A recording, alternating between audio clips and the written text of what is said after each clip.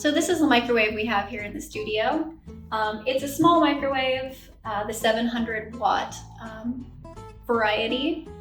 If you have a larger microwave, it might be a little bit more high powered. So you're going to want to do some tests before you cook your final batch of paste, just to figure out your settings in terms of heat and interval duration.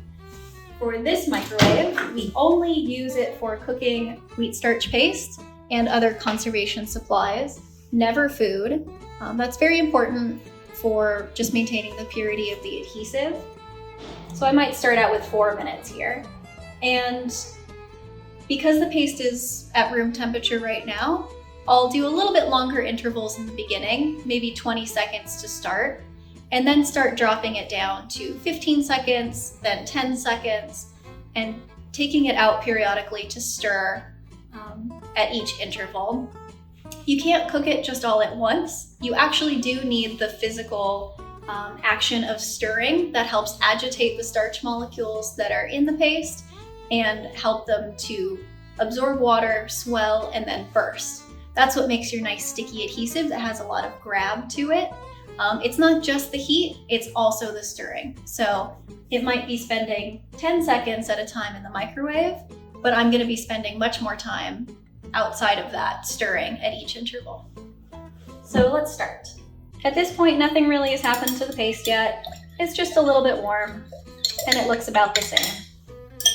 I like to kind of slosh it around in the beaker, stir with my stirring rod or chopstick, and make sure that the paste is getting nice and agitated.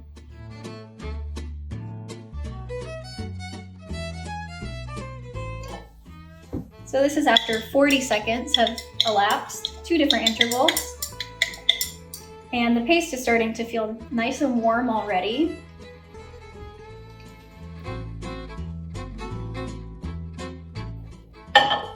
Now that it's actually warm, I'm gonna drop it down to 15-second intervals for a few intervals.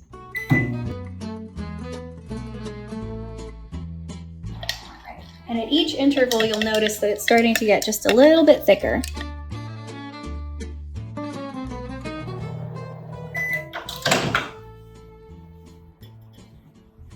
All right, and if you want to take a look on the inside here, you can see after that last interval, it's actually starting to thicken up a little in the middle.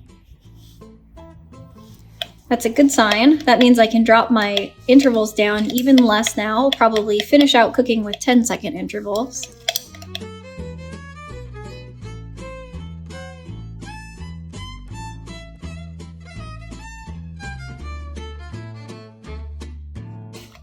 Ultimately, in the cooking process, you never want the paste to actually boil because it can burn. You can overcook paste, and then the molecules will start breaking down and it won't be very strong anymore. But you do want it to start kind of pulling in on itself, like a nice tacky adhesive. It might start clinging to itself as you stir and around the stirring rod, maybe a little bit more than it clings to the outside of the beaker. So that's a nice thing to look for. So I'll put it back in for now a 10-second interval.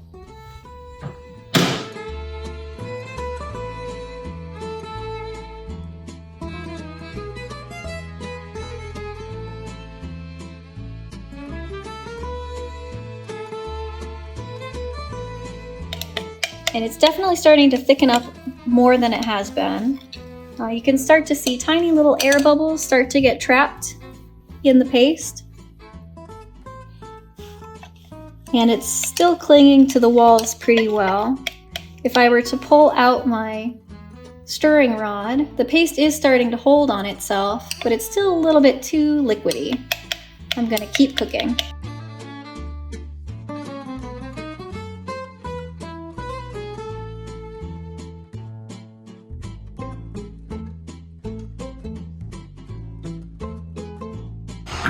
All right, so we've hit our 3-minute mark of cooking, and you can see it's actually quite thick.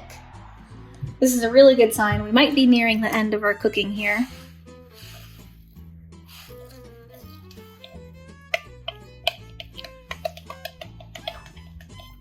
And it's wanting to kind of coalesce around your stirring rod here. It's forming a little bit of a lump in the middle as I'm stirring, and it wants to pull away from the beaker walls a little bit. That's a really good sign.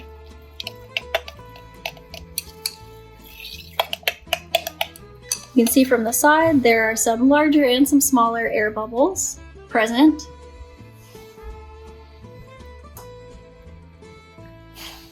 And the paste is starting to get a little bit clear when it's spread out, but still fairly white down below, just because there's much more of it.